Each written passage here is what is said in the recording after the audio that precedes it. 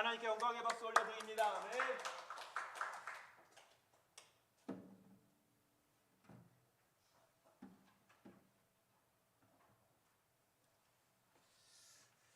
자, 자막기를 좀 틀어주시고요. 오늘 강의 시작하도록 하겠습니다. 자, 인간의 구원에 대한 강의를 6번째로 진행을 하려고 합니다. 그런데요.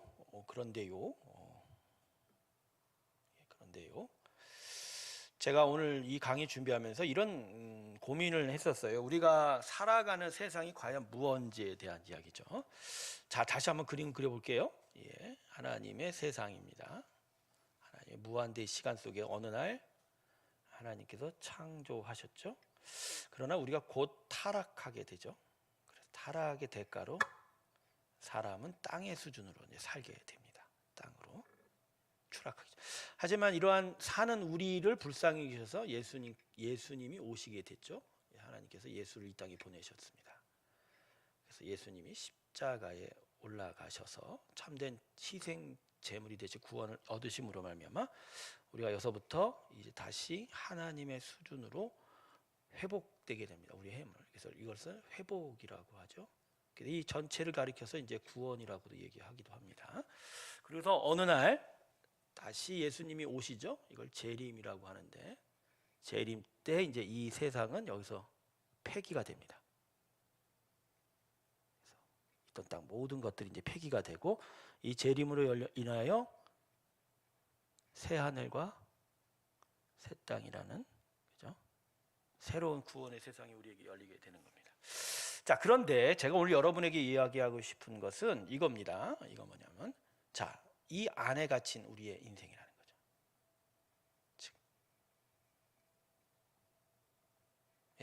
지금 무슨 얘기냐? 이 땅의 수준에서 살던 우리가 이 하나님의 수준으로 계속 올라가는 이 과정 속에서 이 과정이 지금 우리의 삶의 과정인데 바로 여기서 우리가 무엇을 바라보고 또 무엇을 어떻게 살아야 되는지에 대한 문제가 우리의 관심사라는 거죠. 이 부분에. 근데 사실은요, 엄밀히 말하면, 제가 그걸 다시 읽을게요. 엄밀히 말하면,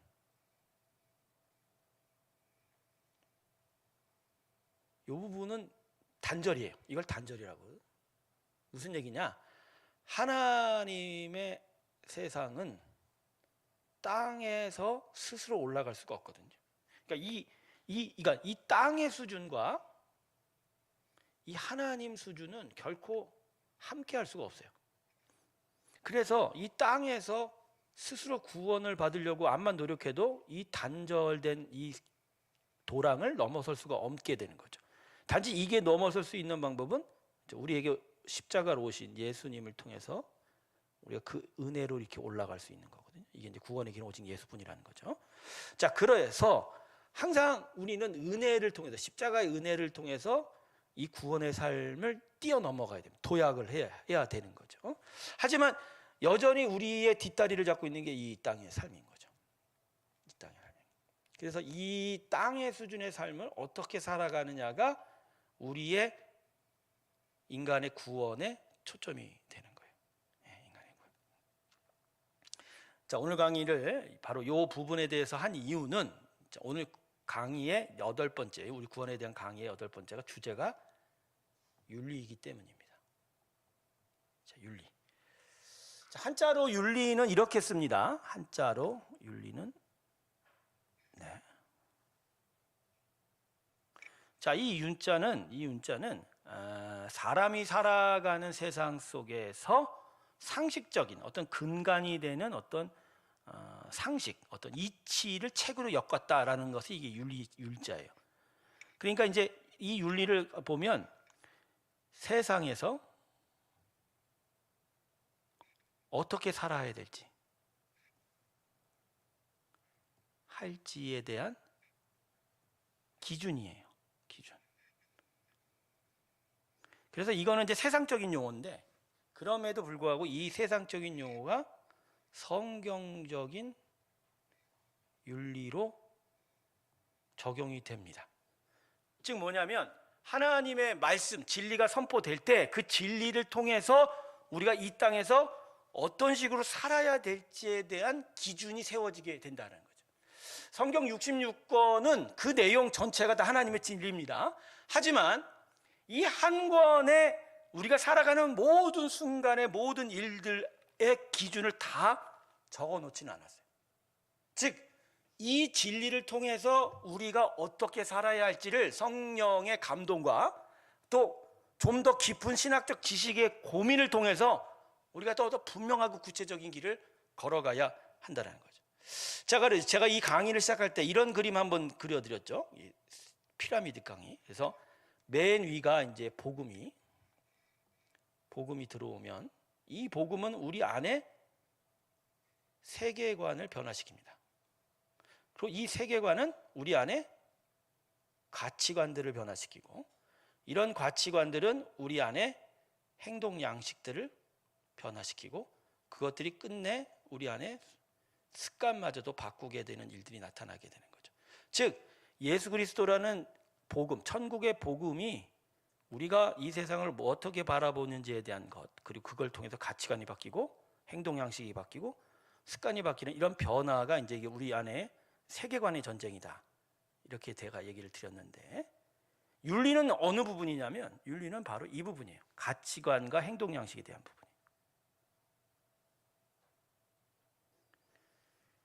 그러니까 예수 그리스도의 복음이 우리 안에 참된 구원의 세상을 열면 그 구원의 세상은 반드시 우리 삶 속에 분명하고 구체적인 윤리 작업으로 들어오게 되는 거예요. 그래서 아까 제가 그림을 그려드렸듯이 우리가 원하는 참된 구원의 세상만이 아니라 이 땅에서 하나님의 나라를 이루어가는 그 삶도 나타나야 된다라는 거죠. 그러니까 예수 믿는 사람이 그냥 교회 와서 기도 열심히 하고 하나님 믿습니다로만 끝나지 않는다는 거예요. 그 안에 그 영이 되살아나고 그 안에 하나님의 참된 생명이 나타나면 이 땅에서 제대로 살아가는 삶의 열매들, 구체적인 행동이 나타나게 되는 거예요. 성경은 기본적으로 하나님에 대한 책이고 하나님의 아들 예수를 우리에게 보내셔서 우리가 어떻게 구원을 얻는지에 대한 책이에요. 그럼에도 불구하고 구원을 어떻게 얻는 일들이 우리 삶 속에 보다 더 구체적인 이야기들로 계속 만들어져야 되는 거예요. 그게 구원이에요. 이러지 않으면요, 우리는 이원론적으로 살아요. 뭐라고요? 이원론적. 교회 안에서의 삶과 일상의 삶의 터전이 완전히 구분이 되죠. 그래, 교회 가서는 하나님을 얘기하지만 세상에서는 세상 가치대로 살아가는, 여러분, 그건 구원이 아닙니다. 진짜 우리가 구원받은 자가 되려면 복음으로 인해서 우리의 세계관이 바뀔 때 그것들이 우리 가치관과 행동 양식을 다 바꿔가는 일들로 나타나야 하는 거예요. 이런 작업을 성경적 윤리라고 해요. 여러분, 예전에 90년, 80년대, 90년대, 2000년대까지 그래도 한국 사회에 좀 많은 영향을 미쳤다고 자평하는 기관이 한국교회 기독교윤리 신천운동본부에서 기윤실이라고 하죠. 여러분 들어보셨어요? 기윤실.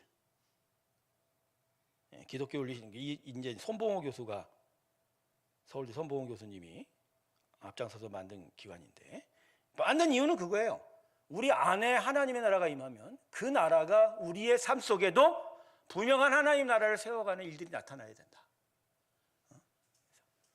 진짜 믿음이 정말 있다고 막 하나님께 예배 잘 드리고 기도한다는 사람이 세상적으로 볼 때 아주 진짜 이런 얘기하지만 개처반처럼 사는 사람들 많지 않습니까? 그죠? 예수 잘 믿는데 실제로 세상에서 살 때는 불법과 부정을 다 범하고 사는 인생들 말입니다.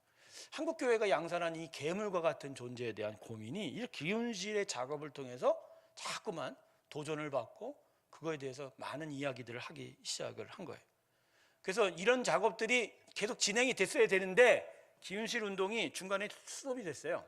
그 안에서도 뭐 내부 노선 싸움도 있었고 여러 가지 내부 사정도 제가 좀 아는데, 중요한 건 한국 교회가 복음으로 그들의 삶이 복음화돼서 정말 하나님 나라의 통치를 이루어가는 것에 대한 관심은 약해지고 보다 더 세상적이고 보다 더 교회가 개교회주의로 보다 교회가 양쪽으로 커지는 것에 대해서만 너무 큰 관심을 기울이다 보니까 진짜 예수님 믿는 사람이 이 땅에서 어떻게 살아야 되는지에 대한 강조나 일들이 많이 약해진 것 같아요. 그래서 제가 이번 시간에 이 부분에 대한 얘기를 좀 하려고 합니다. 자, 분명히 기억하십시오. 우리가 마음의 심령으로 하나님 믿고 하나님에 대한 믿음이 있다 할지라도 그 하나님의 믿음으로 하나님의 나라를 세워가는 일이 내 삶의 곳곳마다 나의 삶터에 나타나지 않으면 그건 온전한 구원이라 할 수 없는 거예요. 그건 오히려 하나님께서 싫어하시는 일이에요. 하나님은 제사의 제물에 관심 있는 게 아니에요. 우리 안에 참된 하나님 말씀에 대한 순종을 하십니다. 할렐루야. 제사보다 순종을 하시는 분이 하나님입니다. 이거는 아주 중요한 관점이에요. 이스라엘 백성들이 하나님 앞에 성전과 선막을 통해서 제사 드려도 그 자체에 만족하지 않으셨어요. 그들의 제사 뒤에 숨겨져 있는 그들의 실제적인 삶의 영성, 하나님을 어떻게 섬기고 하나님의 나라를 어떻게 이루어가는지에 대한 그 일들 말입니다. 그게 하나님이 우리에게 보시는 일이다. 그래서 요번 시간에 이 부분에 대해서 좀 얘기를 해야 됩니다. 자, 그러면 윤리라는 거를 기독교 윤리가 구체적으로 뭐냐? 첫 번째가 개인 윤리입니다. 이게 무슨 얘기냐면 한 개인으로 하나님의 나라를 구체적으로 드러내는 일들이에요. 그러니까 한 개인의 영적 자각으로 변화된 하나님 나라가 나타나는 거죠. 자, 이런 일들이 과연 어떤 부분이냐? 자, 여러분 먼저 직업윤리라는 게 있고요. 그 다음에 노동윤리라는 게 있고요. 또 제일 쉽게 접근할 수 있는 게 이제 뭐죠? 결혼, 동성애, 낙태, 자살, 전쟁, 폭력, 가난, 수 없는 우리의 여러 카테고리 안에서 우리가 어떻게 살아야 되는지에 대한 고민들이 이 안에 담겨져 있는 거예요. 여기에 대해서 답을 해야 돼요. 심지어는 음식까지도 마찬가지예요. 여러분, 음식 마음대로 먹어서는 안 됩니다. 마음대로 먹어서는 안 돼요. 우리 교회가 문화센터 하는데 쓰레기를 버리지 않는 쪽으로 많은 캠페인을 좀 하려고 하는데, 바로 지구라는 환경 생태를 우리가 지켜가기 위해서 우리 삶 속에 먹고 또 마시고 또 즐기는 부분들까지도 하나님의 귀한 나라가 세워지는 부분이 있다라는 거예요. 그러니까 오늘 저녁 때 제 아내하고 사무실에서 이제 치킨 한 마리를 시켜 먹었습니다. 호치킨에서 요 앞에. 가격이 많이 올랐더라고요. 16,000짜리는 3,000원 할인받아서 13,000원인데. 그런데 그 치킨을 먹으면서 제 아내가 이건 불량식품이다. 이걸 먹으면 안 된다. 그런 얘기를 했어요. 왜 불량식품이냐? 너무 많은 기름에 튀겼다. 그래서 기름이 있다. 근데 이제 그런 기름이 어디로 버려져요? 하수구로 버려집니다. 근데 그 하수구에 버려진 그 기름이 녹습니까? 안 녹아요. 그게 결국은 바다로 내려가고 바다를 통해서 다시 인간 생태계로 들어오게 돼서 결국 그 일들로 인해서 인간이 독을 먹고 살게 되는 거죠. 그리고 제 아내가 가서 이제 배달을 하지 않고 포장을 해왔는데, 겉을 포장지 종이뿐만 아니라 은박지부터 시작해서 비닐까지. 종이 같은 경우는 썩을 수 있고 재활용할 수 있지만 기름 묻은 종이 사용하지 않습니다. 대부분 그냥 재활용이 안 되고 버려지게 되는 거예요. 자, 그냥 우리가 예수 믿고 교환해서 열심히 기도하는 신앙 행태로 보면 이런 거 별 문제 아니라고 생각할지 몰라도요, 여러분 여기 하나님 나라가 있는 거예요. 여기 하나님 나라가 있는 거예요. 여러분 자원 부국이나 그다음에 소비가 많은 나라에서 계속하여 쓰레기를 그냥 아무렇게나 버려버리면 이게 전부 다 어디로 가요? 빈국으로 돌아가고, 또 빈국들이 고통을 받고, 그것들이 세계 경제 전체에 하나님의 이 창조 세계에 불균형을 나가고, 그 불균형 속에 고통당하는 자들은 따로 있게 된다라는 거죠. 그러니까 개인에게 돌아온 독도 있지만 어느 한쪽으로 그게 몰려가서 그 환경을 망쳐버리는 일까지 나타나는 거예요. 여러분, 이건 하나님의 공의도 아니고 하나님의 사랑도 아니라는 거예요. 자, 이런 문제들이 이게 하나님의 나라, 즉 이 땅에 우리가 어떻게 살아갈지에 대해서 계속 고민해야 될 주제가 된다는 거죠. 제가 이제 신학교 졸업한 지가 20 몇 년이 넘었어요. 벌써 제가 신학을 한 지가 27년, 28년 되니까. 그때 당시 제가 기억하는데요. 이제 신학교 가면요, 신학생들을 아주 유혹하는 아주 달콤한 상인들이 학교 앞에 장사를 치고 있습니다. 근데 그 사람들이 누구냐? 여러분, 신학교 가면요, 공부하다 보면 비싼 책들을 사야 할 때가 많아요. 네, 비싼 책들. 저는 그거 사는 거 별로 반갑지 않은데, 막 그죠? 외국 도서들, 뭐 주석 책들, 막 뭐 성경 단어 연구집들 이런 것들이. 근데 이게 책이요, 무지 비싸요. 원어 책들 같은 거. 한 질에 뭐 100만 원, 200만 원, 300만 원씩 하는 책들입니다. 자, 그런데 무엇이 달콤하냐? 그런 책들을 불법 카피해서 아주 똑같이 만든 제품을 가져와서 5분의 1 할인가로 팔아버리는 거예요. 그러면 이제 이 보통 가난한 신학생들은 그 책들을 어떻게 해요? 사버립니다. 자, 그 순간에 불법 카피를 우리가 사는 부분에 대한 윤리적인 생각은 안 하고 내가 이걸 통해서 더 열심히 설교하고 성경을 가르치겠다고 하는 욕심이었거든요. 근데 그게 잘 된 거예요? 잘못된 거예요? 잘못된 거죠. 잘못된 거예요. 네, 잘못된 거죠. 자, 뭐 이런 생각을 해요. 뭐 다분히 물론 이제 그걸 너무 비싼 값에 팔아버리는 생태도 잘못돼 있지만 그런 일들을 저작을 통해서 계속적으로 경제적으로 서포트를 받고 계속 그걸 통해서 계속 저작을 열심히 해서 하나님 나라와 또 신학생들과 상도들에게 좋은 양질의 일극거리를 만들어내는 작업들이 이러한 불법 카피 때문에 중단이 되어 버릴 수가 있는 거고, 더 큰 건 영적 데미지는 그렇게 남의 것을 불법적으로 카피해버리는 신학생들이 과연 강단에서 정직과 공정에 대해서 얼마만큼 가르칠 수 있냐라는 거죠. 저도 그랬어요. 저도 그 책을 뭐 안 산 건 아닙니다. 그리고 옛날에는 한국이 직접 제사권에 대한 관심이 없을 때는 수많은 프로그램은 다 돌려서 다 카피해서 쓰지 않았습니까? 돈 내지 않고. 참고로 우리 교회 모든 프로그램은 다 돈 내고 씁니다. 다 돈 내고 씁니다. 그런 부분들까지. 자, 그런 부분들에 대한 이야기가 바로 이런 부분들인 거예요. 가령 뭐 직업윤리 같은 것도 마찬가지입니다. 직업윤리 같은 경우도. 자, 한국의 사회 기업들에 있어서 윤리 활동이 상당히 강화가 된 건 사실이지만 여전히 부정부패가 많이 판을 치고 있는 거죠. 가령 뭐 세금의 문제에 있어서도 과연 이게 절세인지 탈세인지가 구분이 안 되는 행태들이 참 많지 않습니까? 그죠? 우리 교회 행정가수로 계시는 최미아 집사님 뭐 그거에 대해서 뭐 빠꼼히 잘 아실 겁니다. 그게 절세인지 탈세인지 그 위험한 선을 왔다 갔다 하고 있지 않습니까? 대부분이 탈세라고 하지만 대부분이 절세라고 하지만 대부분이 뭐죠? 탈세이죠. 그런데 교회에서는 정직을 배우고 정직을 얘기하지만 실제 자기의 삶 속에서 정직하지 못한 일들이 나타나는 거 아닙니까? 자, 이런 이중성들 말입니다. 이 이중성들을 과연 우리가 어떻게 살아내야 돼야 되는지. 자, 결혼 문제도 마찬가지예요. 한국 교회 권사님들이 대표적인 문제가 이 결혼이죠.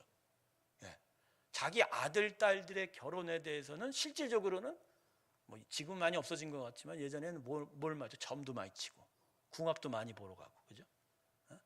정말로 우리 자녀, 우리 딸, 아들이 정말 제대로 정말 능력 있는 배우자를 만나고 정말 잘 살았으면 하는 마음들이죠. 근데 교회에서 배운 것들은 사실 그렇지가 않거든요. 능력이 중요한 게 아니라 믿음이 중요하고, 그죠? 믿음에 따라서 믿음의 가정을 이루어가는 것이 참 중요하다는 이야기들을 많이 배움에도 불구하고 실질적으로 자녀들의 결혼 앞에서는 두 마음을 갖게 해요. 두 마음을. 우리 청년들도 마찬가지일걸요. 믿음의 배우자에 대한 가르침을 많이 배웠지만 결혼하는 순간, 연애할 때마다 믿음을 보고 진짜 믿음의 배우자를 얻을 것에 대해서 진짜 고민 많이 하는 거죠. 박혜진 말이에요. 박혜진, 너 어떻게 하려고 그래? 결혼해야지. 그러니까 믿음의 배우자가 중요해, 능력의 배우자가 중요해? 저렇습니다. 예, 둘 다가 죽여. 만일 그 둘 다가 조화가 안 되면 한쪽은 하나는 믿음이 정말 있어요. 열심히 신앙생활하는데 그렇게 벌이가 시원찮아. 그럼 어떻게 할 거야?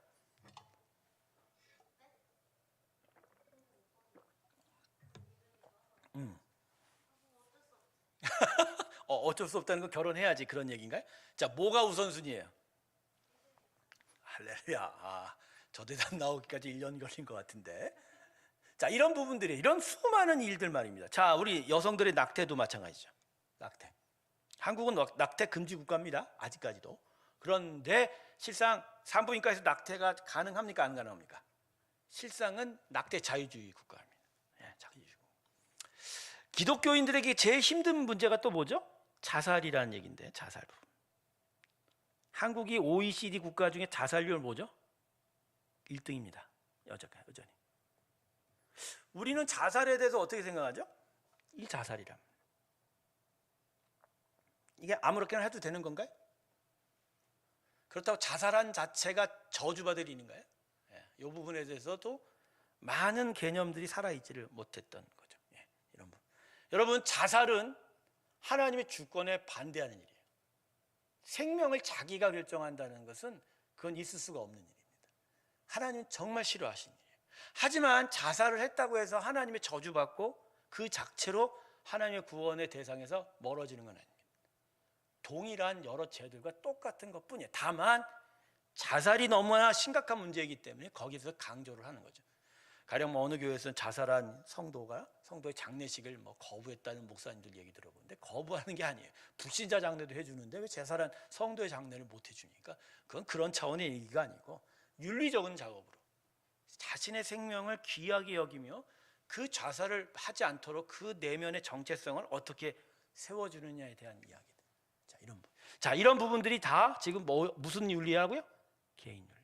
각자가 어떻게 이 세상에서 살아가야 할지에 대한 얘기. 마지막으로 개인 윤리에 붙여준 것은 술에 대한 이야기죠. 술, 담배에 대한 이야기. 술, 담배에 대한 이야기. 이 술, 담배는 진짜 문제입니다.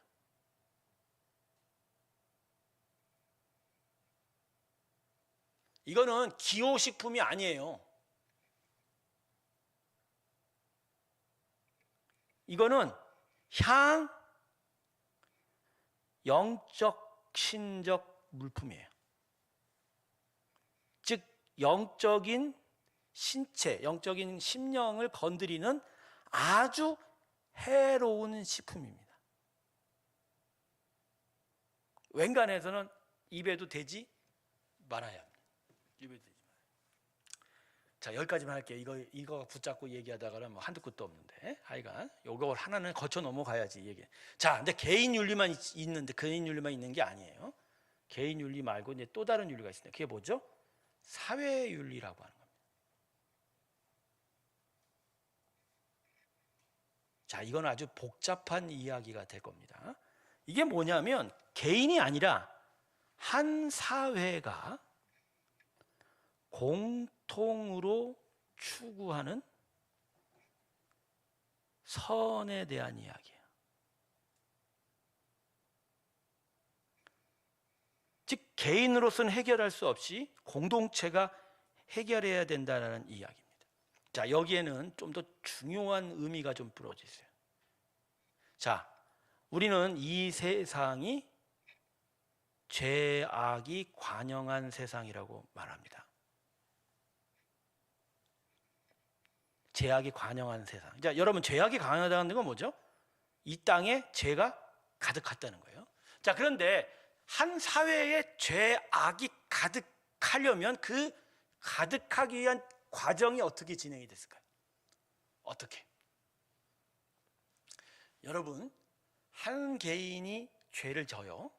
그리고 이 죄로 말미암아 다른 이들이 볼 때 무언가에 큰 이득을 얻게 되면 반드시 이 죄에 동참하는 무리가 늘어나게 됩니다. 그리고 이것들이 무리가 늘어나면서 그 죄가 조금 더 커져서 뭐가 되냐면 악이 돼요. 즉 죄는 개인의 수준이지만 악은요 사회 공동체 수준이에요. 그리고 이 죄, 이러한 악으로 변질되는 일들이 계속해서 축적이 되면 그 사회가 악해져 가는 거예요. 완전히 타락해져 가는 거죠. 그래서 여러분, 한 사회가 죄악에 관영했다는 것은 이미 한두 사람의 개인의 힘으로는 이걸 무너뜨리기가 힘들어 버린다. 힘들다. 제가요 2015년에 이제 집을 샀습니다. 뭐 제가 돈이 있어서 산 게 아니고 어머니 부모님 댁으로 독립하다 하려다 보니까 다시 이제 다세대 연립 빌라를 대출을 많이 끼고 이제 사게 됐죠. 그런데 나중에 이제 살다 보니까 알게 되는 게 이 빌라를 지은 사업자는 나중에 그때 이제 법이 계속 개정돼서 이 빌라에 대한 수리 작업을 위해서 그 일종의 공동 그 수리비를 이제 충당을 적립을 해 줘야 되는 조항이 있었어요. 그러다 보니까 이제 우리 빌라 14가구가 사는데 그 14가구가 앞으로 5년 동안 공동적으로 이 건물을 수리할 수 있도록 그 얻은 그 사업자가 건물주가 사업자가 얻은 이득의 얼마를 이제 은행에다 집어넣은 거예요. 그래서 이거는 개인적으로 찾으면 안 돼요. 찾을 수가 없어요. 그냥 공사할 거리가 발생하면 거기서 꺼내서 충당을 하는 거예요. 5년 동안. 그런데 1년도 채 안 돼서 불업고가 나타나고 이걸 돈을 찾아주겠다고 그러고 이 돈을 찾는데 14가구의 절반 과반수 이상만 찬성을 반회의를 통해서 찬성을 하면 이 돈을 찾아서 개인적으로 나누어 먹을 수 있게 된다는 거예요. 그래서 회의를 했어요. 저는 반대했죠. 아내하고. 5년 동안 무슨 일이 있을지도 모르고 소규모 중소업자가 건축을 했는데 지금 완전히 뭐 우리하고도 연락이 잘 안 되는데 이 돈마저 없어지면 우리가 이걸 어떻게 많이 큰 사고가 나면 우리가 이걸 어떻게 고칠 수 있냐 했는데 나는 많은 사람들이 찬성할 줄 알았어요. 그런데 실제로 투표해 보니까 다 돈을 찾기를 바랬던 거예요. 그래서 돈을 다 분파일을 했어요. 여러분 이거 불법일까요? 아닐까요? 불법이에요. 여러분. 그 돈은 개인으로 나눠 먹으려고 개인의 이득으로 가진 게 아니에요. 물론 처리 방식이 이런 거죠. 공동으로 수리비료 있는데 그걸 어느 한 통장에 넣기가 아까우니까 그걸 다 개인에게 준다. 그리고 그들이 공사가 내면 그 돈을 갖고서 처리하면 되지 않냐 이런 식으로 했지만 불법이죠. 근데 제가 그때 뭘 느꼈냐면 저 한두 사람의 제 개인적인 어떤 의로움과 선함으로는 도저히 넘어설 수 없는 장벽이 존재하는 거예요. 그게 죄악인 거예요. 그러니까 개인의 윤리로는 도저히 하나님의 선한 나라를 이루어갈 수 없는 그 악한 구조가 사회에 뿌리 박여져 있다라는 거예요. 그러면 이 일들을 어떻게 넘어서 하나님 나라를 세워갈 수 있냐라는 거예요. 바로 이 부분에 대한 윤리 작업이 사회윤리인 거예요. 아주 이거 중요한 작업이죠. 하지만 여전히 사회윤리 작업은요 아직도 초기 단계예요. 그래서 사회윤리에 속해 있는 여러 윤리들이 뭐 있냐면 먼저 이제 정치윤리 같은 것도 있고요. 경제윤리부터 시작해서 수많은 어떤 한 사회 집단적 차원의 윤리에 대한 이야기가 되는 거죠. 그래서 이런 부분에 있어서 하나님 나라가 세워져야 진짜 하나님의 은혜의 나라가 세워져 가게 된다라는 거죠. 하지만 이 부분은 여전히 미진하고 아까도 얘기했지만 초기 단계일 뿐만 아니라 여전히 진행이 더디고요. 원체 이 땅에 뿌리 박힌 사회 악의 구조가 너무너무 깊이 뿌리 박혀 있어서 신학적으로나 교회적으로나 이런 일들에 대한 도전이 쉽지가 않습니다. 그래서 인생들, 특별히 신앙인들은 이 땅에서 싸울 수밖에 없어요.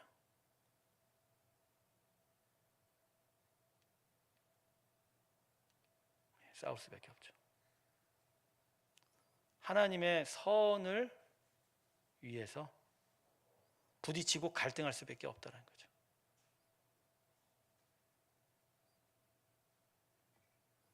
그래서 현대 신앙인들의 피로는, 영적 피로는 이 일상의 6일 동안 얼마나 많은 갈등 속에 있느냐에 대한 것으로 양의 그 질적인 것들이 드러나게 되어 있는 거죠. 사실 교회라는 존재가 두 가지의 어떤 부분에 대한 이야기를 해야 될 것 같아요. 먼저 잘 가르치고 그래서 잘 싸울 수 있도록 양성하고 훈련시키는 것도 있지만, 그 현장에서 열심히 싸운 자들을 다시 데려와 충전시키고 또 회복시키고 또 위로하는 작업도 동시에 이 교회가 해줘야 돼요. 그래서 계속하여 이 땅에 관영한 악의 구조를 계속 깨어나가고 그것들을 엎어나가는 작업들을 이 교회가 성도들에게 시켜줘야 되는데, 교회가 그것들에 대한 신경보다는 오히려 교회가 교회 살찌우는 데 관심을 있게 되면 성도들이 영적인 충전을 할 수가 없게 되는 거죠. 저는 그래서 목회자로서 딜레마입니다. 한쪽 측면에서는 가르치고 정말 잘 훈련되도록 또 만들어질 부분이 있는데, 또 한쪽에서는 위로하고 또 채워져야 되는 부분이 있는데, 이 두 개를 같이 해야 된다는 게 이게 진짜 정말 힘들더라고요. 왜냐하면 놀리고 어떤 때는 그냥 쉬게 만들고 휴식을 취하게 만들고 싶지만, 또 한쪽에서는 그거 훈련 안 시키면 또 싸우지를 못하게 되니까요. 근데 여러분 한번 생각해 보세요. 교회 와서 편히 좀 쉬었다가 일주일 내내 세상과 부딪히는 게 좋겠습니까? 아니면 그래도 교회에서 그래도 좀 이렇게 영적으로 어떤 훈련도 받고 그래서 세상에 나가서 그나마 제대로 싸울 수 있는 게 더 좋겠습니까? 박 기자는 어떤 게 더 좋겠어요? 후자. 이게 정답만 얘기해요, 요새. 제가 아주 요새 들어서 아주 많이 갈목했습니다. 여러분, 세상에 나가서 힘든 건 똑같습니다. 그러나 교회에서 훈련받고 그 훈련된 힘으로 정말 제대로 갈등하고 제대로 싸울 수 있다면 그게 훨씬 더 복됩니다. 제가 아까도 말씀드렸지만 우리가 하나님 나라 새하늘 새 땅이 올라갈 때까지는 이 땅에서 결국 하나님 나라를 세워가면서 붙어야 됩니다. 그리고 그것 때문에 갈등할 수밖에 없어요. 우리에겐 참된 안식은 여기가 아니라 하나님의 나라. 때때로 우리의 예배와 기도의 자리가 우리에게 잠깐의 안식을 주되, 우리는 진짜 안식할 그날까지 이 땅에 예수님이 십자가에 피 흘리신 것만큼이나 정말 피 흘려 싸워야 되는지도 모릅니다. 그래서 우리에게 이러한 구원의 윤리 작업이 정말 필요한 거예요. 바로 알아야 제대로 싸울 수가 있게 되는 것이죠. 자, 그래서 잠깐 제가 사회윤리와 개인윤리, 여기 사회윤리와 개인윤리에 대한 이야기를 잠깐 했는데, 요 한 부분마다 이야기를 하는 것이요, 이게 또 한두 시간 또 훌쩍훌쩍 넘어갈 수 있는 분량이기도 합니다. 나중에 수요 강좌 때 한 부분씩 한번 이런 일들을 한번 살펴보도록 할 수 있었으면 좋겠습니다. 자, 이제 마지막, 우리 예수의 구원의 마지막 부분입니다. 자, 마지막 부분입니다. 자, 9번째. 인간의 구원에 대한 하나님의 관심이 어떤 부분이냐? 마지막 9번째는 바로 돈입니다.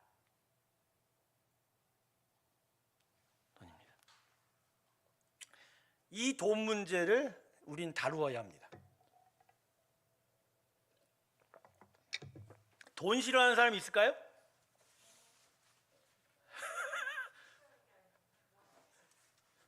우리 혜진 자매하고 같이 온 우리 친구, 돈 싫어해요? 좋아해요? 돈 좋아해요. 솔직히 얘기해줘서 감사합니다. 네. 그렇죠. 나는 좋아하는데 사람들 눈치 보고서 나 돈 싫어해 하는 거가 제일 나쁜 거죠. 그냥 좋다고 하면 됩니다. 예, 좋다고 하면 됩니다. 자, 그럼 돈이 뭐죠? 돈이 뭐냐 이거? 돈이 무엇이냐? 돈이 뭐죠? 자, 이거에 대한 여러 가지 이야기들을 인터넷이나 여러분의 공부로 더 복잡하게 공부를 더 많이 할 수 있는데, 저는 딱 두 가지만 얘기하겠습니다. 두 가지. 자, 외양상으로는 그냥 교환수단이에요. 교환수단이죠. 지금 금본위 제도가 계속 유지가 되고 있는지는 모르겠습니다만, 근세 들어서 돈은 금을 기준으로 가치를 평가해서 그 지폐를 통해서 서로가 주고받는 기준의 중심이 있는 거죠. 그러니까 외양상으로는요, 돈은 교환 수단일 뿐이에요. 그래서 사실은 가치 중립적인 거예요. 가치 중립적. 그래서 이 돈 자체가 선하다 악하다고 얘기할 수가 없어요. 그러니까 돈은 가치 중립적인 거예요. 가치 중립적인 거예요. 하지만 외양상이 아니라 영적으로 보면 돈이라는 건 돈의 신, 만몬 그 자체입니다.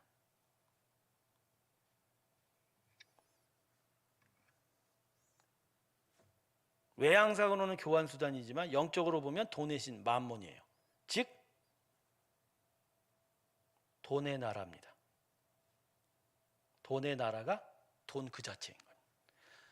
누가복음 16장 13절을 보면 주님께서 분명히 말씀하셨죠. 하나님과 재물은 겸하여 섬길 수 없다고 그랬습니다. 여기서 재물이라는 건요, 다른 번역을 보면 만몬이라는 그 번역이 된 영어 성경이 꽤 있어요. 즉 가치 중립적인 교환 수단으로 했을 때 돈, 재물, 물질을 얘기한 게 아니라 하나님 대신 우리에게 주인 행사하려고 하는 영적 사단의 그 자체에 대한 이야기가 바로 이 하나님과 재물은 같이 섬길 수가 없다라는 거예요. 그래서 돈은 우리에게는 뭐로 다가와야 된다? 돈의 나라로 인식이 되어야 됩니다. 그렇게 돈의 나라가 인식되면 결국 우리하고는 뭐하고 싸우는 거죠? 우리가 이루어야 될 하나님 나라와 대응하게 됩니다. 자, 여기서 먼저 첫 번째 교훈을 얻으십시오. 우리의 구원의 삶에 있어서 돈 문제는 결국 하나님 나라를 세우느냐, 돈의 나라를 세우느냐, 사단의 나라를 세우느냐의 가장 중요한 부분이 된다는. 어떻게 보면요, 현대 시대의 성도들에게 가장 중요한 구원의 문제는 이 문제예요. 돈을 사랑하느냐, 하나님을 사랑하느냐. 이게 가장 중요해요. 다른 것들로는 어떻게 보면 그 마음에 진짜 속 신앙을 해결할 수가 없어요. 살펴볼 수 없어요. 하지만 어디 부분에서 나타나요? 돈으로 나타나요. 돈으로 나타나요. 자기 마음 있는 곳에 보물이 있다고 했습니다. 내가 아무리 겉으로 사람들한테 보기 좋게 내 신앙을 막 회칠하여 좋게 보일 수 있어도 실제로 내가 마음이 돈에 가 있으면 그 사람은 돈을 사랑하는 사람이에요. 즉 화폐 가치인 돈이 아니라 돈의 나라를 사랑하는 거예요. 그러나 다른 사람이 볼 때 별거 아닌 것처럼 보여도 그 마음이, 그렇죠, 돈에 대한 관심, 돈에 대해서 자기 마음을 두지 않고 정말 자신의 마음을 하나님께 두고 있다면 그 사람은 진짜 하나님 나라를 사랑하는 사람. 그래서 여러분, 제가 첫 번째로 얘기합니다. 돈 문제에 있어서 이 돈 문제가 우리 구원의 삶의 핵심적 문제예요.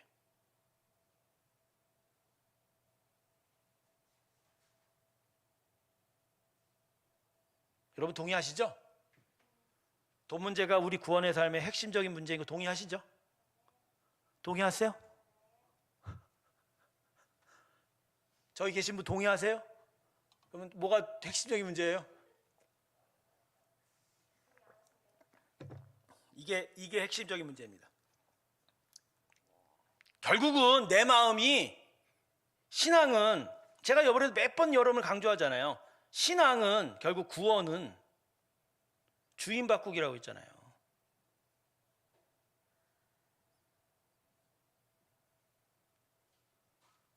주인 바꾸기. 그 마음 안에, 그 심령 안에 진짜 누가 그 인생의 주인이냐. 아담 안에 생기를 집어넣어서 생명이 되어 하나님과 영적인 동행을 하게 만들었던 하나님의 귀한 인간에 대한 창조. 그건 하나님이 결국 사람의 심령이 들어와 주인이 되신다는 거거든요. 그래서 하나님이 가장 선하게 인도하시고 사람 거기에 순종하며 그리고 하나님의 권세를 받아 세상을 다스리는 게 이게 사람의 창조의 모형이고 창조의 목적 그 자체인 거예요. 근데 아담이 반역하면서 결국 이 안에 주인이 바뀌어졌죠. 하나님이 이 안에서 쫓겨나고 이 안에 누가 주인이 됐어요. 내가 하나님처럼 보고 판단하려고 했으니까 자기가 주인이 된 거죠. 그런데 우스꽝스러운 건 뭐냐면 사람은 자기가 하나님은 없으면 자기가 주인 된다고 생각해. 안 그래요, 여러분? 사람은 죽었다 깨어나도 자기 심령의 주인이 못 돼요. 왜냐하면 주인 될 만한 존재는 하나님이거나 사단이거나 둘 중에 하나거든. 그래서 하나님이 없으면 내가 주인 될 줄 알았지만 그 이후에 사람의 주인은 자기가 아니라 누구라고요? 사단인 거죠. 이 영적 진리를, 영적 실상을 사람들이 깨닫지를 못해요. 많은 사람들이 막 교회를 나오고 싶어도 사람들하고 뭐 교제하고 재밌고 막 여기 나오면 좋은 일이 있을 거라고 생각도 하고 있지만, 그러나 막 목사님 설교나 막 교회가 가르치는 여러 가지 성경적 이야기를 듣고 막 마음이 힘들어요. 왜? 자꾸만 하나님이 나한테 간섭을 하시는 거예요. 똑바로 살아, 담배 피지 마, 술 먹지 마라, 뭐 하지 말라, 뭐 하지 마. 어떤 교회는 막 돈 내라고 막 그러니까 얼마나 짜증내. 우리 교회는 그런 거 안 합니다만. 그러다 보니까 사람이, 신앙인들이 특별히 뭐에 대해서 생각하세요? 뭐에 대해서 생각해요? 하나님이 좀 나한테 간섭을 덜 했으면 좋겠다라고 생각하죠. 그런데 거기서 뭐가 옆에서 역사해요? 사단입니다. 하나님이 간섭을 덜 한 만큼 누가 우리의 마음을 유혹해요? 사단이요. 아침에 딱 주일날 아침에 일어났어. 어제 내가 좀 너무 많이 놀았는데 오늘은 좀 교회 안 갔으면 좋겠어. 그죠? 그러죠? 그래갖고 그날 교회를 안 갔어요. 자, 이러한 결정을 할 때 자기 스스로가 자기의 몸에 피곤함을 알고 스스로 판단했다고 생각하십니까, 여러분? 절대 안 그래요, 여러분. 그 마음 안에, 그 마음의 작용 안에 자기의 속삭이는, 자기도 모르는 자기의 목소리가 있어요. 야야, 귀찮은데 뭐하러 가니? 뭐 하루 쉰다고 해서 더 뭐라고 할 사람도 없지 않아? 대충 좀 쉬어서 너 내일 좀 편안하게 나가는 게 그게 더 좋지 않아? 수많은 자기 변명거리들, 자기의 유혹거리들이 이 안에 들어오는 그 일들이 자기가 자기 생각하여 판단하는 게 아니라 사단이 역사하는 일들이란 말이에요. 그래서 사람들은 근데 요 작용을 몰라요. 마치 내가 주인이 돼서 내 뜻대로 하면 좋을 거라고 생각하지, 그러나 거기에는 반드시 누가 개입한다? 사단이라는 존재가 개입한단 말이에요. 사단이에요. 그래서 여러분, 우리 안의 주인은 엄밀히 말하면 우리가 될 수 없어요. 하나님이든지 아니면 사단이든지. 근데 이걸 돈 문제로 얘기하면 사단은 만몬이든지. 그러니까 내 마음을 하나님께 두지 않으면 내 마음이 어디에 있어요? 이 부분에 대해서 여러분 동의 안 하시죠? 이게 맞습니다. 성경은 이거에 대해서 이야기하는 거예요.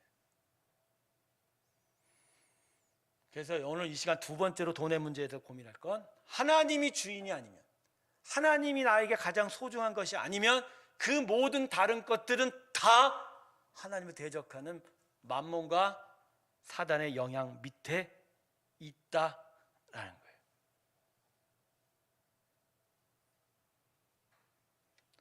다시 한번 묻습니다. 여러분, 이 문제에 대해서 동의하세요?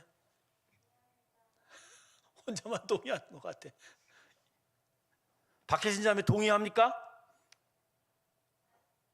근데 아까보다는 여기 음성이 뭐 이렇게 세질 않아. 예, 아까 셌습니다. 결혼할 때는.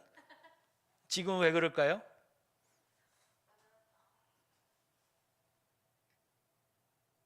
누구도요, 신앙인들 중에 누구도 내가 돈에 지배받고 있다고 얘기하고 싶은 사람 요만큼도 없어요. 그런 마음 없어요. 단지 난 돈이 필요해. 조금 더 있어서 내가 편하게 살고 싶을 뿐이야, 이렇게 생각하죠. 그런데요, 그 정도로 우리가 돈에 대해서 엄청난 여유를 두고 생각하거든요. 근데 그 부분이 사단이 역사하는 부분이라는 말이에요. 그 부분이. 자, 우리는 이런 식으로 세상을 생각합니다. 적극적 신앙, 그리고 죄악된 삶, 그리고 그 사이에 뭐가 존재하다? 중립적, 중도적, 그죠? 온건적, 모든 부드러운 것은 여기다 다 들어가. 이러한 자세가 있다고 생각하세요. 여러분 이게 맞아요? 에?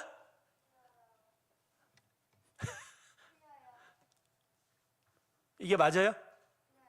적극적 신앙과 그리고 완전히 하나님이 싫어하시는 죄악된 삶 사이에 이렇게 중간지대가 있다고 생각합니다.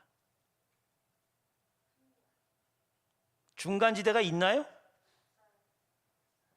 중간지대가 없어요. 중간지대가 없어요. 이게 문제예요. 이게. 신앙엔 중간지대가 없어요. 그러면 우리가 생각하는 이 중간지대는 어디 편에 속한 거예요? 충격적인 그림 이겁니다.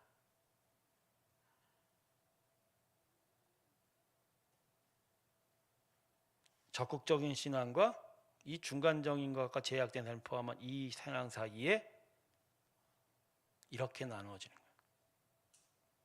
거예요. 왜요? 우리는 항상 질로 봐요. 그래서 특별히 학교 성적에 많이 이제 신경을 썼던 한국 사람이다 보니까 보통 이제 낙제 기준점이 몇 점이죠? 60점, 70점을 생각하는 분들 열심히 살았나 봅니다. 저런 분들은 일종 자동차 시험 볼 때 70점입니다. 2종은 몇 점입니까? 60점입니다. 60점. 자, 그래서 대충 절반 이상만 맞으면 그냥 넘어가는 거야.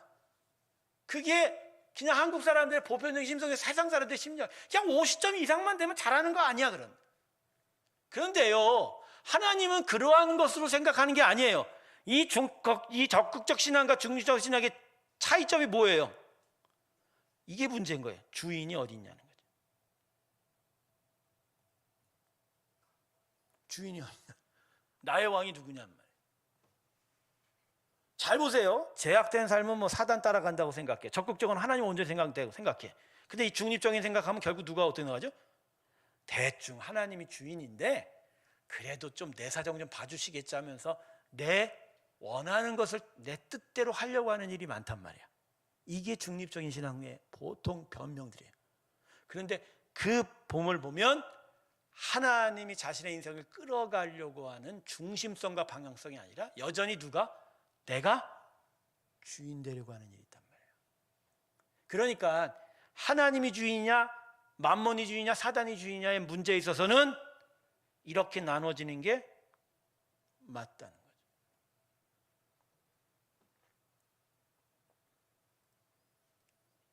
이 강의 들으신 분 이것 때문에 마음 힘들어 하십니까? 힘드시길 주님의 축원합니다. 힘들라고 강의하는 거예요. 힘들라고. 이 부분이 정말 중요해요. 그래서 예수님이 뭐라고 하셨어요? 부자에 대해서 어떻게 못 간다고?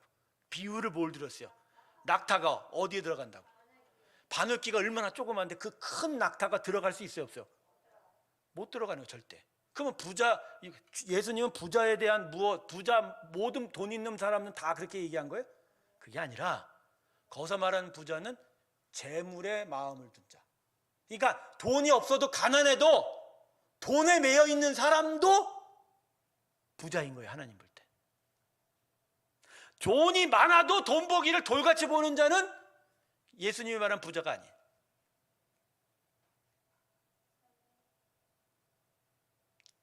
즉 예수님이 그 얘기할 때는 뭐에 대한 이야기예요? 주인에 대한 얘기. 주인에 대한. 여러분 돈이 우리 주인 되면 안 돼요. 여러분 주인이라는 건 이거예요. 결국 우리가 거기에 마음이 매여 있으면 그게 주인인 거예요. 그래서 거기가 막 움직이면 따라 움직이는 게 내가 거기에 마음을 뺏긴 그게 나의 주인 된다라는 거죠. 예수님의 사람은요, 예수가 나의 주인이 돼서 예수님이 움직이시면 미안합니다. 예수님이 움직이시면 움직이는 거예요. 예수님이 가라고 하면 가는 거고 서라고 하면 서는 거고 하지 말라고 하면 하지 않고 하라면 하는 거예요. 그러니까 예수님에 따라서 움직이는 게 예수님의 사랑이에요. 그러나 세상 사람은 결국 뭐죠? 세상이 따라서 움직이는 거예요. 세상이 뭐라고 움직이고, 세상에 뭐 가수가 어느 뛰어난 가수 와서 그 노래 듣는다고 움직이고, 드라마 나오면 드라마 본다고 움직이고, 그죠? 돈은 똑같죠. 돈 번다고 또 요동치고, 돈 없다고 난리치고, 경기 안 좋다고 막 힘들어지고, 경기 잘 된다고 흥청망청 쓰고, 돈 때문에 자신의 인생이 흔들리니. 여러분 지금 이 순간에 자기 마음을 보세요. 나는 무엇으로 움직이냔 말이에요. 무엇으로. 내가 지금 무엇으로 움직이냔 말이에요. 성경이 여러분 움직이고 있어요? 오늘 아침에 읽은 말씀이 나에게 이렇게 말씀하셨는데 그 말씀대로 오늘 살아가 보려고 그 말씀에 신경 써서 여러분의 마음이 움직였다면 여러분 필시 하나님의 사람이에요. 성령이 여러분 안에서 음성을 주는데 그 음성을 내가 듣기를 원하고 그 음성이 말하는 대로 내가 움직이려고 했다면 여러분 성령의 사람이, 하나님의 사람이에요. 그리고 어떤 때 하나님이 주신 은혜의 일들이 여러분의 마음에 감동이 돼서 그 은혜의 감동 따라 가기를 원한다면 그 사람은 은혜의 사람, 감동의 사람이에요. 근데 그게 아니라 오늘 아침에 일어서면서부터 어디에 돈이 있을까? 내가 어떻게 돈을 더 많이 벌까? 어떻게 하면 돈을 좀 아낄까? 어떻게 하면 돈을 더 세이빙할까? 요 생각으로 여러분 살았다면 그 사람은 무슨 사람이에요? 돈의 사람이죠. 예수의 사람 아니죠. 여러분 오늘 무엇으로 여러분 움직였냔 말이에요. 건강하지 못한 사람들은 또 각자의 건강 때문에 막 마음이 움직이죠. 근데요 그것도 사실은 우상숭배. 건강이나 생명이나 다 누구에게 있어요? 하나님. 그러니까 하나님께 맡기는 마음은 하나님을 붙들고 하나님께 마음을 드리는 그 자체로는 하나님이 주인이시지만 여전히 믿고 있음에도 불구하고 자기 아픔을 붙잡고 연민에 빠지거나 자기 그 건강 때문에 마음이 오동치는 건 그 안에 주인이 자기 건강인 거죠.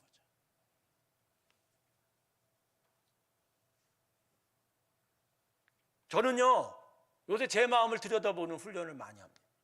어떤 일들에 대해서 내가 대응할 때 이게 내 안에 어떤 중심으로 내가 거기에 대해서 반응하고 있는지, 사람의 말에 의해서 반응하는지, 사람의 어떤 행동에 따라 반응하는지, 아니면 하나님이 나한테 주신 그 마음으로 반응하는지, 하나님 주신 어떤 비전으로 반응하는, 하나님 나한테 어떤 믿음을 줘서 그거에 반응해서 움직이는지 말입니다.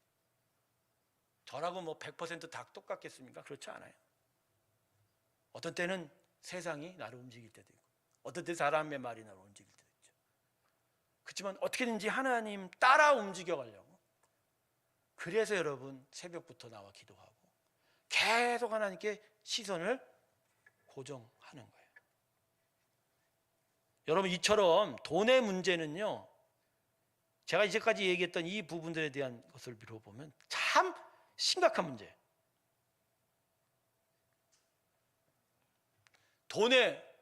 돈의 메인, 돈이 주인인 인생이냐, 하나님이 주인인 인생이냐 라는 거죠.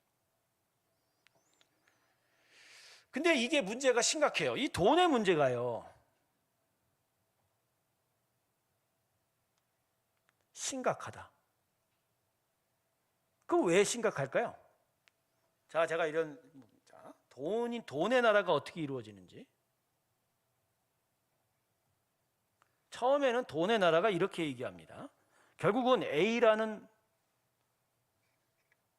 재물과 B라는 재화가 서로가 가치가 서로 다르니까 이걸 서로가 처음에 문물교환을 할 수가 없는 거예요. 그래서 서로가 주고받는 과정 속에서 이 안에 뭐가 생긴 거죠? 화폐가 생긴 거예요. 그 교환 가치로 이게 되기 시작한 거예요. 그런데 그냥 서로가 물건만 교환하면 되겠지만 이득을 남겨야 되니까 이게 어떤 식으로 변화가 되기 시작하냐면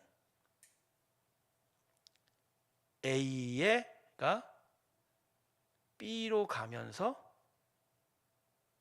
화폐의 밑에 뭐가 숨겨져요? 이윤이 숨겨지는 거예요. 이윤이 되는 거죠. 그러니까 화폐 안에 뭐가 생기는 거예요? 이윤이 들어가기 시작하고. 그리고 이 이윤의 발생은 이 힘이 작용할 때 하면서 불균형이 나타납니다. 그러니까 어떤 식이 나오냐면 결국은 A가 더 잘 먹게 살고 상대적으로 B가 더 이득을 잃게 되는 일이 나타납니다. 화폐를 통해서 말입니다.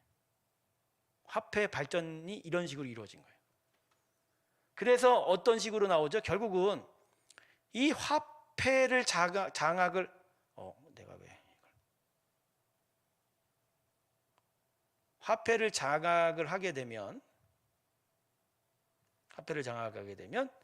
결국 화폐에 담겨진 이윤을 쫓아서 거기에 마음이 매이게 되는 거죠.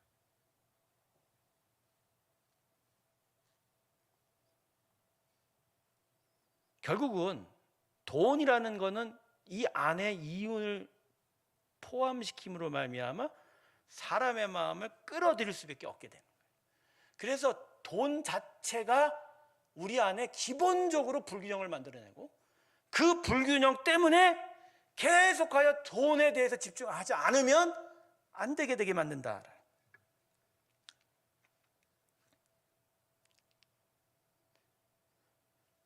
물가가 많이 올랐어요. 엄청 올랐죠. 그런데 소득이 올라요?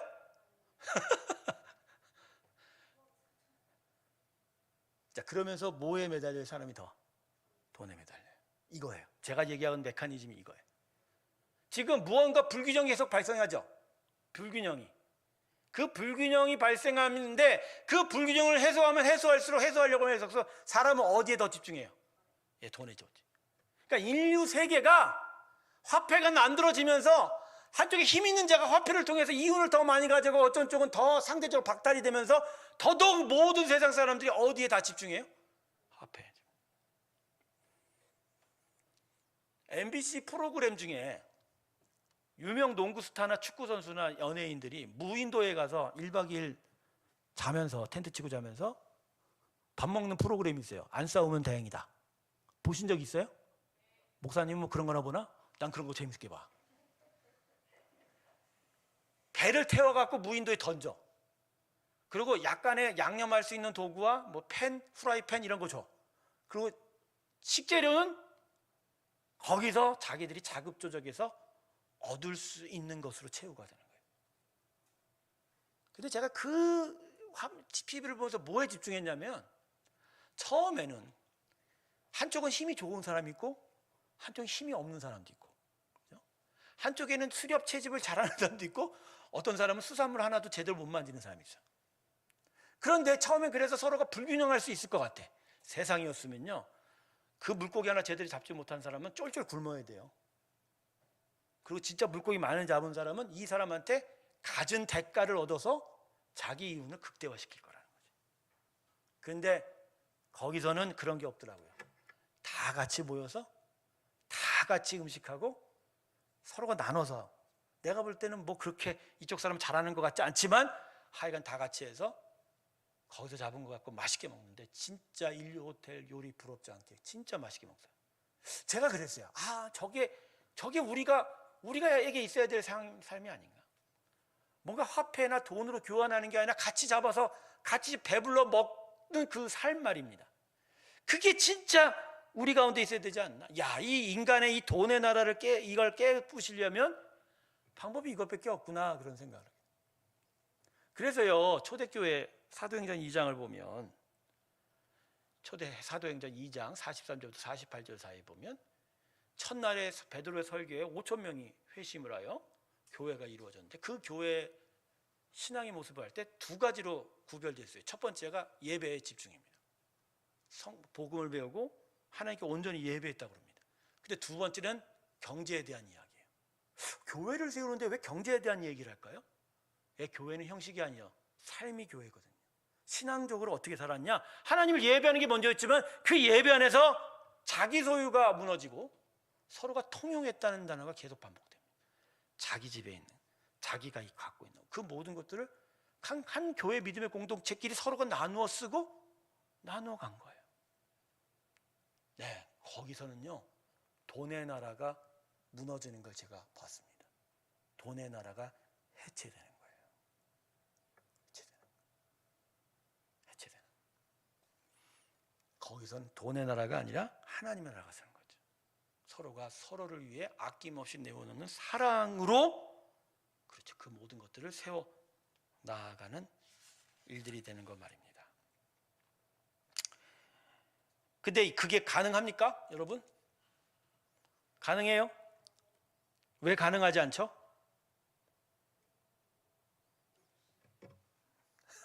욕심 때문이라고요? 저는 죽을 때까지 가능하지 않을 거라고 생각합니다.